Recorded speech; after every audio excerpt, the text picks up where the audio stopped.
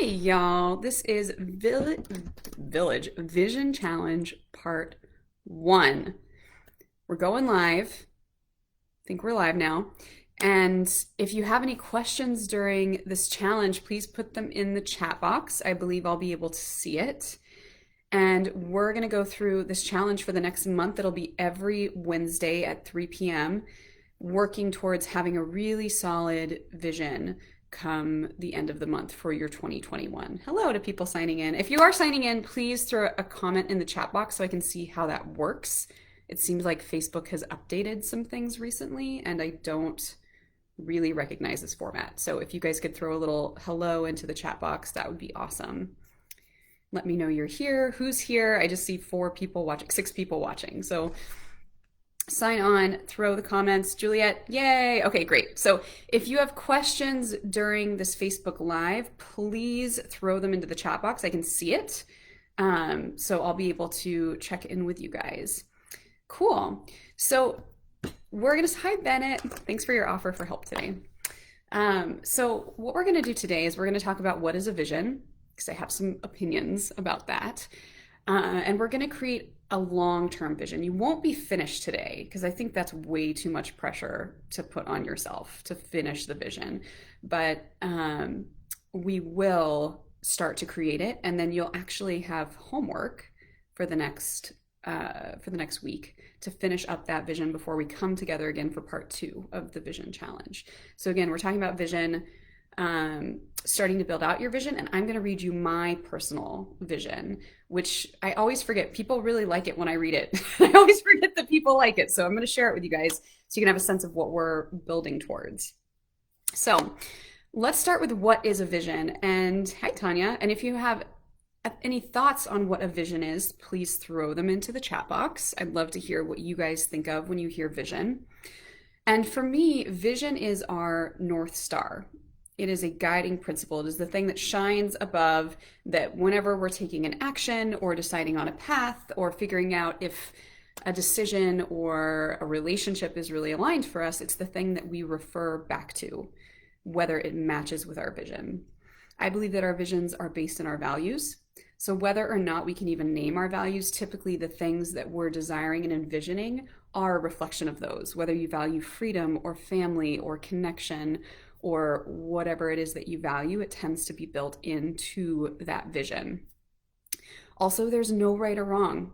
You cannot fail at your vision statement. Hi, Debbie. You can't fail at your vision statement. So what we're going to create today and this week, great, it's a starting point. There's no way that you can do it wrong. There are no hard and fast rules for a vision. It is just meant to be a work in progress and something that guides you. So please keep that in mind. And also, your vision is a mantra and therefore a ritual. I never wrote a vision statement until I read Napoleon Hill's Think and Grow Rich. And he talks about, I have it right here, he talks about how faith is a state of mind which may be induced or created by affirmations or repeated instructions to the subconscious mind through the principles of autosuggestion, and then goes on to talk about creating a vision and reading it to yourself every day with emotion, because you have to have emotion in order to really integrate it, in order to make these things happen. So your vision is a mantra. Your vision is a vehicle for faith. Your vision is a guiding principle. And it's a way that we're retraining our brains, creating new neural pathways in order to think differently, make decisions differently, etc. If that makes sense, give me a hell yeah in the comment box. So we start with a long-term vision, because oftentimes that long-term vision guides the year-long vision, our 2021 vision. So what we're going to do today is create your long-term vision. And this, again, there's no right or wrong in visioning. It could be that you are creating a vision for the next 5 years of your life. It could be 10 years. It could be you're on your deathbed and you're looking back at your life. There's no right or wrong.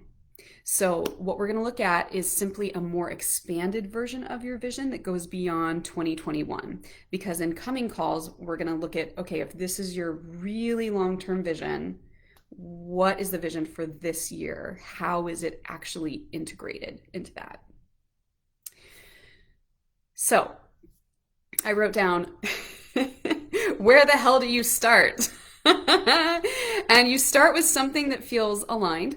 So we're going to start our visions with something that feels like a fuck yes, like not just a yes, but like a fuck yes in your body. In other words, you need to think about when you think about this vision, you feel invigorated, you feel enlivened. A lot of times people create a vision that actually makes them feel crippled or shut down or in the story that it's impossible to have it. That's not what we're going for. And it's not the sort of energy that will allow you to reach that ultimate vision. So, what we want is something that feels inherently good for you. And let's say you're creating a vision for your business, but the thing that actually feels good is envisioning your family 5 years from now. Stick with that. Like the other things will come. But if you stay with the thing that feels good and you build it out, you're going to have a lot more success than if you try to push against the thing that you feel like you should be doing or the vision that you should have. It's probably, if it's creating all that internal stress, it's probably not actually aligned with your values. It's probably more aligned with stories that you have about what you should be doing. So I'm now going to read my vision, and we'll do this first, and then we're going to break down the components of it so that you can create your own vision based on this process. You'll notice that I'm going to read it with emotion because that's really important for integrating our visions. And before, it's quite long, so before you freak out about it, please know that I built this out over the course of like 2 weeks. So my vision started as a single paragraph that I wrote in maybe 10 minutes, and then I built it out over time. So don't be daunted by the length of this vision. You're going to start small. You're going to start with something really simple and build it out organically based on where you feel alive as you consider your vision. So, let's see if there's anything else I wanted to add about that. Nope. All right. Are you guys ready to hear my vision? I'm excited. Again, this was created as I was reading Think and Grow Rich by Napoleon Hill. So it was a great book to challenge my stories about money and my relationship to money. And there's a couple money quotes that start and end this vision. So here we go. My vision starts with a quote. Desiring riches with a state of mind that becomes an obsession, then planning definite ways and means to acquire riches and backing those plans with persistence, which does not recognize failure, will bring riches. And here's the vision. I make $400,000 a year through my coaching and dance travel business by January 1st, 2024. That amount of money is inevitable. It is easy. It is what I just know will come in. This money flows to me in exchange for the transformational work I do on several fronts. Dance maps of different countries that support artists around the world, strategic partnerships with brands I love, sponsorships through my blog, 2 intentional coaching and movement retreats, online courses, coaching products, my coaching membership site, and coaching clients. Not to mention all the speaking gigs I get from being so freaking awesome. I don't plan what I'm going to say in these gigs. I feel into spirit and say it. This creates messages of love that are magical and full of fire. I have 5 coaching online courses that are fucking awesome. These are my accountability course, my international retreats course, my romantic relationship contract course, my course creation package / opt-in / passive income course, and my do business anywhere course. People are obsessed with my brand. My website features photos of me all over the world, the Dominican, India, the United States, and other gorgeous places.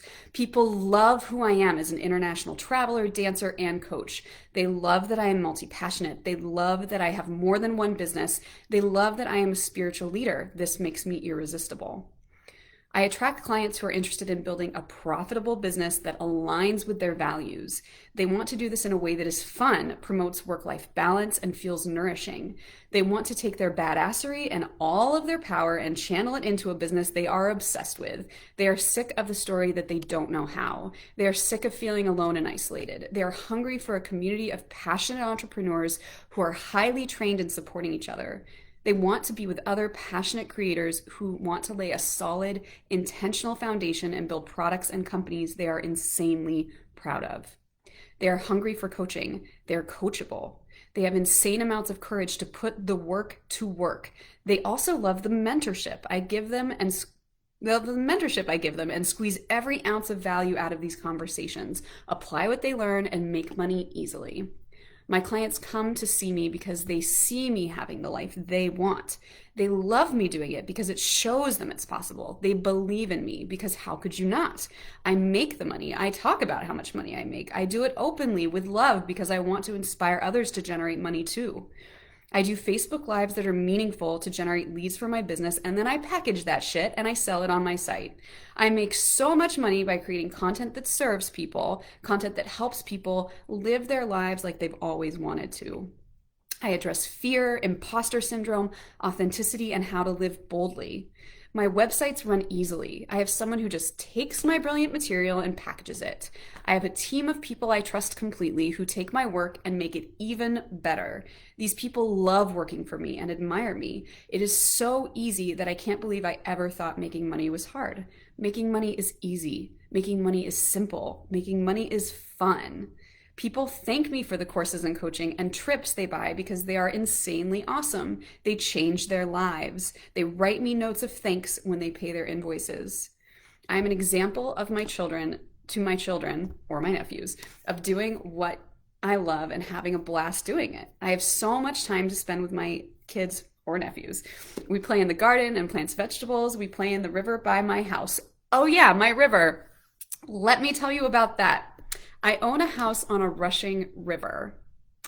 I remember the day I told my parents that my dream was to have a house on a rushing river, and here I fucking am. This river is so beautiful, and sitting on my porch, sipping a cup of coffee and listening to my river makes me feel so fucking good. I spend time here and with my parents in Atlanta. I am so excited to have people over to my house to make them delicious pizzas in my pizza oven by my rushing river. And I own this house. It is mine, and it feels so good to be able to say that. I have people over. My clients come over to experience the abundance that following your dreams can create. They come to my house to experience life full of health, joy, play, and connection. They come to my house for dance parties and pizza from my outdoor pizza oven.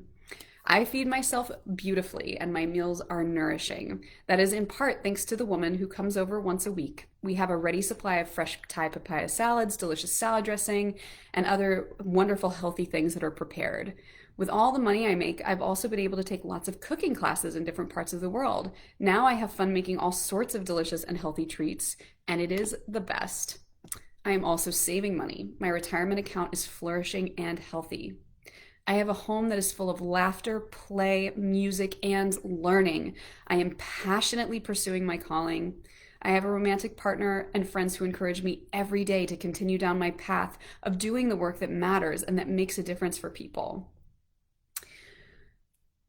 I am deciding about whether I want to have or adopt children, who I would name Aleo and Noah K. I have a vision of raising them in a way that they speak Spanish, English, and French. I feel excited about this. I want them to feel free to dance, laugh, play, and be held with absolute love, care, compassion, and forgiveness. I will call them forth and help them learn how to pursue their own passions. My life is beautiful. Oh my God. I am leading people around the world at creating businesses they fucking love. I am teaching them to make good money doing what they love. And it ends with a quote. The practical dreamers have always been and always will be the pattern makers of civilization. So those are down for those dance parties and pizza. I love that, Juliet. Beautiful. So I see a message from Victoria. She's stuck in should land. Thank you so much for naming it. Like, there's no shame in being stuck in the should. And part of this is giving yourself permission to play with something that really feels good for you. So my suggestion would be that as you start to write your vision, you think about something that does feel like a hell yes, a fuck yes in your system. And you just start with that. It can be anything. It doesn't even have to make sense, but start with the thing that feels like a fuck yes for your vision. And here are the directions. So here's what you guys are going to do between now and the next time we meet, which is next Wednesday.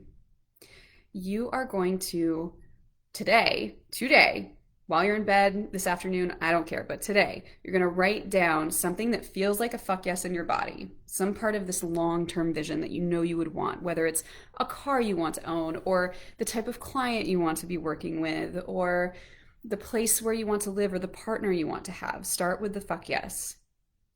And then from there, read what you've written down every day and start to build out the vision.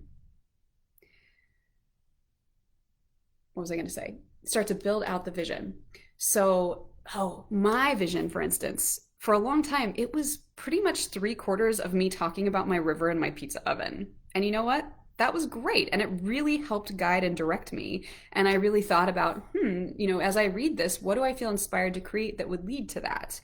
And it really facilitated me making decisions from my own values and from my own inspiration versus what other people are doing or thought that I should do. So again, you're going to write down the thing that feels like a fuck yes for you, envision it. And then every day this week, read that through and expand, expand, expand. Oh, Kyla, I love that. So expand, expand, expand. This would be a great time if y'all have questions to put them in the chat box because I'm almost about to like wrap this baby up. So our goal, what we're doing moving forward is creating this long-term vision. Boom, we've got the next 5 years, 10 years, whatever planned out. Then we're going to create the 1 year vision, boom shakalaka, based on that long-term plan. Then we're going to shift into like actually thinking about how to achieve it. So breaking down that 1 year vision into your milestones. And we're just going to have a party and have fun while we do it. So if you guys feel inspired, you're 100% allowed to do like a Facebook Live on this page of you reading your own vision. I would love that. It typically raises the energy a lot when you're willing to do it. I'm wondering, like, as I was reading my vision, how was that for you guys? Did your energy go up? Did you get bored? Like, any answer's fine. But, like, how was it for you to hear me read my vision with emotion? So throw that into the chat box. You dig it. Great. Perfect. So that's the idea, right? Is that we walk the talk, we model it, we embrace it. Glad you tuned into, Victoria. Awesome. So yes, so this is your challenge for today. Let me know what you guys thought of the video. If you have any questions, throw them into the chat box. And otherwise, I look forward to revisiting this with you all next week. Your energy shot through the roof. Boom shakalaka. Yeah, that's what happens when we're like in line with what we want. So, yes, jump into your visions, rock your visions, get them started. And good, jealousy is good. Jealousy is a sign that there's something that you want that I'm speaking to. And spoiler alert, if you're feeling jealous of a lot of people around you, it's because you're surrounding yourself with the right energy to the right energy to rise above it and to move on to your next level of success. I love that too, Kyla. At first you felt resistance, but pushed through the scarcity shield and fell into the wonderfulness of it. Yeah. As you're writing these visions for your life, there may be resistance, and that's normal and it's welcome. It's just pointing to new places where you need to do the work to get to the next side of abundance and what's really meant for you. Yeah, I'm wondering if there's anything from Napoleon Hill that I want to end with, because I like to end with these things. All right.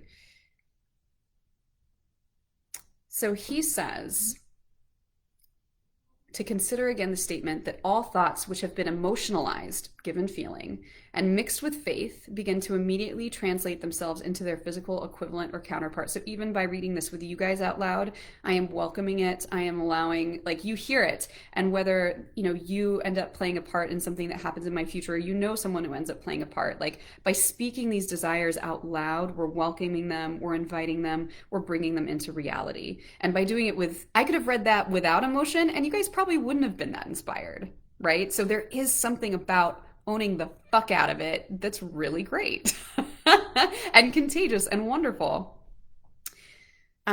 He also says the emotions or the feeling portion of thoughts are the factors which give thoughts vitality, life, and action. Good. That's all the same thing. So I Yes, same time next Wednesday, so 3 p.m. Eastern. I apologize for the 2 p.m. slip up that happened, but 3 p.m. Eastern, Wednesdays this month. So thank you all for tuning in. Such a pleasure to be with you. Can't wait to hear about your takeaways and to hear your visions if you're inspired. All right, bye bye.